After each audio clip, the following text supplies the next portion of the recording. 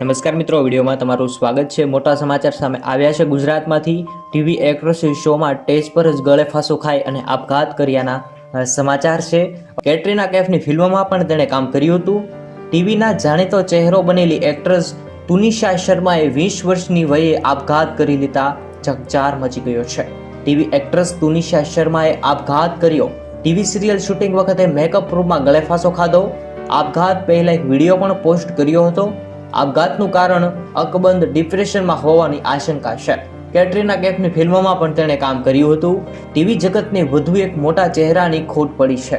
20 વર્ષની TV actress તુનિશા શર્માએ તેની સિરિયલના શૂટિંગ વખતે મેકઅપ રૂમમાં ગળે ફાંસો ખાધો છે। આ ચોંકાવનારા સમાચાર આવતા જ તમામના હોશ ઉડી ગયા છે અને 20 વર્ષથી નાની ઉંમરે એવું વળી શું દુઃખ આવી ગયું કે આમ અચાનક તુનિશાએ મોટું પગલું ભરી લીધું છે, તેવા ઘણા બધા સવાલો ઊભા થઈ રહ્યા છે।